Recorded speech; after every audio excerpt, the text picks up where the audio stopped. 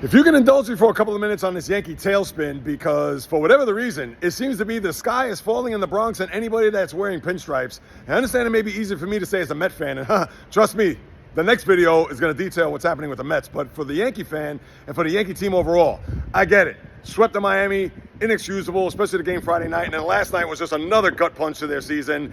Blowing another game. Devin Williams, I get it. You couldn't get him out of this town faster than in a New York minute. But for this team, I still think at the end of the day, they're going to make the playoffs. And for everybody that's just like living and dying by every pitch, Nick Turturro, that goes out to you. And I don't know you from a hole in the wall, and I loved you in Jungle Fever, but still, you're just absolutely bonkers. If this was October, different story. I can understand that. But it's the middle of August. We haven't even approached the middle of August. It's August 5th.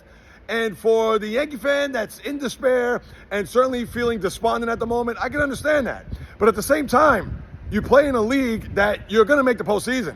And there's no way that you're going to end up being at 500. Aaron Judge is going to come back in the lineup tonight, which will be a boost, as we all know. And just to hear all the comments, just to hear all the doubt, and just everybody jumping off the bandwagon, it's just typical New York fans. I just want to pick Yankee fans because whether it's a Knicks fan, whether it's a Jet fan, Giant, Yankees, Mets, doesn't matter. When the ship's starting to go down, they're like rats ready to jump off. And that goes across the board. So all New York fans, not just the Yankee fan.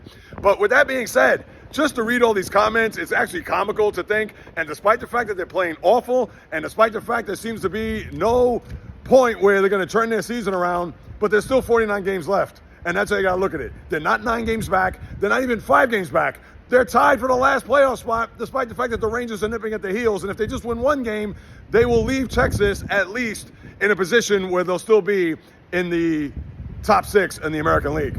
Next up, the Mets.